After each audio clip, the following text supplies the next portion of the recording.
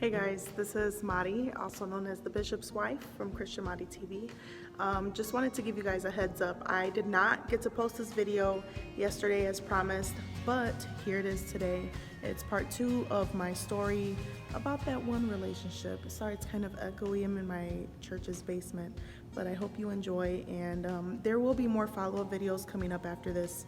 So yeah, just be on the lookout. I allowed that to take away from my resilience. I allowed it to take away from my identity. I let myself identify a lot with him, and like the fact that we were talking about getting married. So in my mind it was the same thing, like we were pre-engaged or something.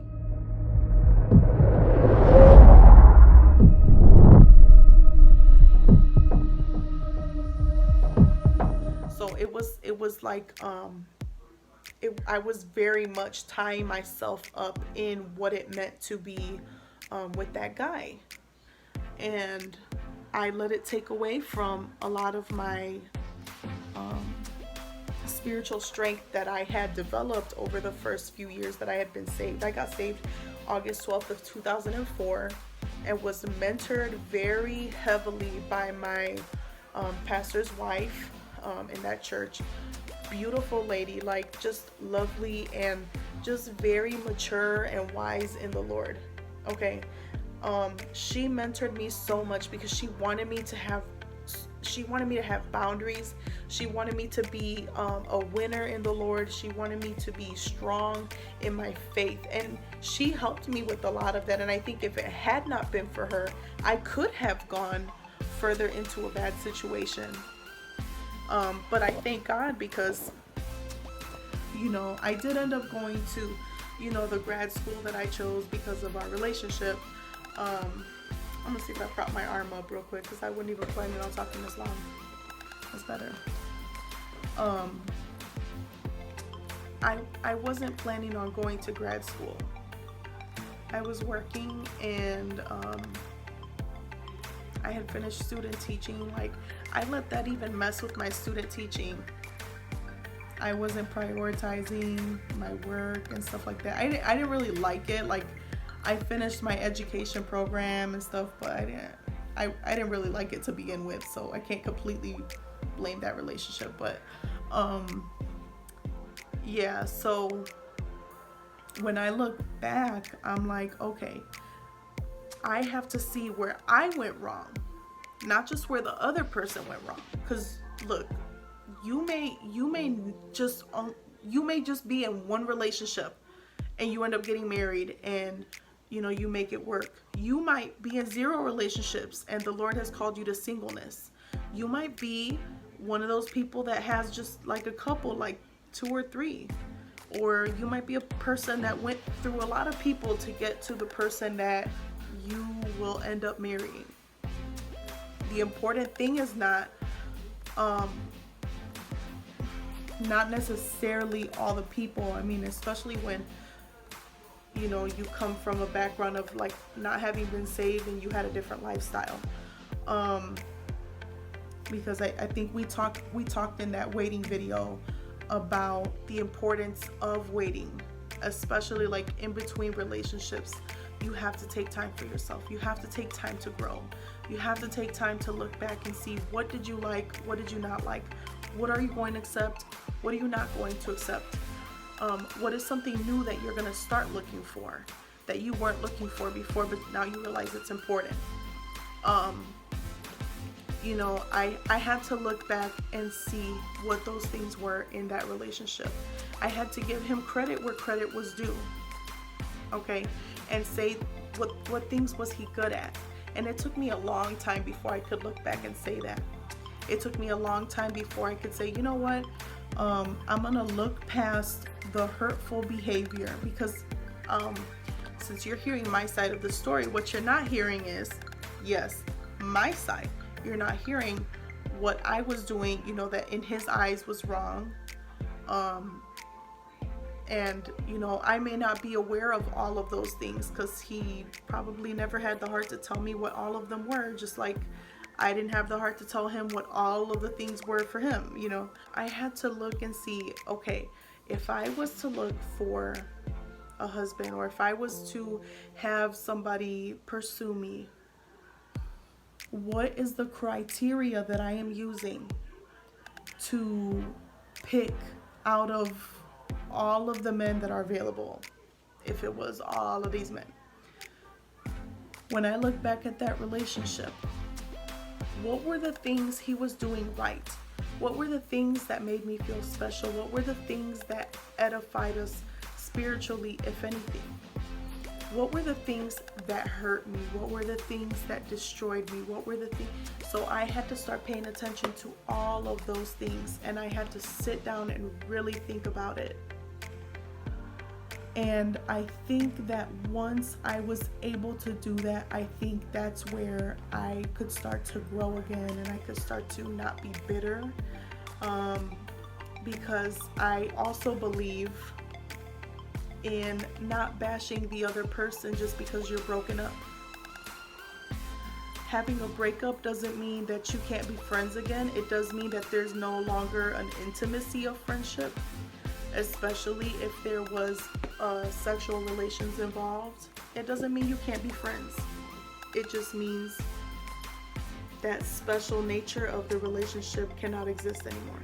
It means that if you're carrying out your relationship in a way that honors the Lord, and you find out that it's not what God wants, you should be able to break it off. Your feelings are still going to be hurt, but you have respect for each other.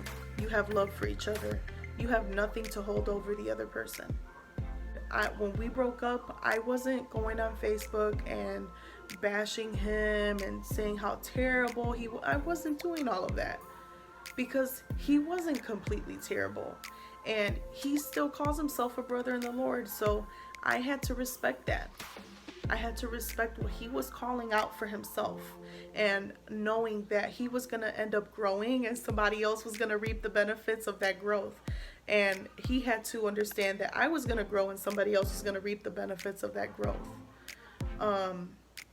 But it really is a warning for people who are in that seeking stage, and you start to pray about the potential relationship. You meet a guy, you meet a girl, you guys are talking about it, and you're praying about it.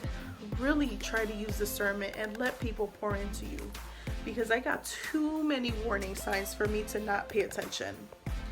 And it's okay to turn around and say, you know what, I'm praying about this, but I think as much as I hate to admit it, I think we would be much better friends. I think the Lord is telling me that we would be much better friends, maybe even ministry partners. But this is not meant to be a relationship, and there's nothing wrong with that. There's nothing wrong with that. You want to make sure that you're using discernment. You want to make sure that you're looking at what kind of life is this person living outside of our conversations. How are they with their friends? How do they act at their church? Are they leading? Like, is their leadership looking like, is it just a position? Oops. Is their leadership just a position that they hold? Or is their leadership biblical leadership? Because Jesus said that those who want to be the greatest have to be the least. You have to serve everybody to be a leader. Do they have a great relationship with someone who has a lot of godly wisdom? Or are they kind of just winging it? Do they want kids? Do they like kids? Do they love their mom? Do they have a healthy relationship with their mom? What about their dad? What kind of input do they have from their parents in their lives? Do their parents know anything about them? Do they have a good relationship with their siblings? How are they in school? Are they studious? Do they care about school? Not whether or not they get A's or B's. Are they trying? Are they trying to succeed? Do they try to use the resources at their disposal? Do they give up easily? Are they easily angered? Do they know how to listen? Are they quick to forgive? Are they slow to judge you? Do they know how to handle their money? Are they lazy at work? Do they know how to get up early? Or if they don't get up early, do they give each day a solid amount of work? Do you do any of those things I just listed? Are there any things that you can grow in? These are all things that you pay attention to. Do they take a bath? Do they have BO? Do they brush their teeth? Do you see plaque in between their teeth? These are serious questions. So I just want to encourage you, and yes, I keep alluding to this book study that I'm about to start, and I haven't started it because I really do want to make sure that I read through the entire book and have it ready. It's a long book, it's a long study, and if I don't read the entire book, I at least want to read through the first few chapters just to have it ready for you, so that I can start getting into those pages, we can start having a discussion. And I've also been encouraged to listen to a podcast by Laura Doyle called The Empowered Wife, and she also wrote a book called The Empowered Wife. So I'm going to be listening to her podcast. I think at this point she has like 36 episodes that she has out. So I'm going to be listening in on those. You know, you can never get enough wisdom about how to be better as a woman, how to be better as a Christian, how to be better as just an overall person. So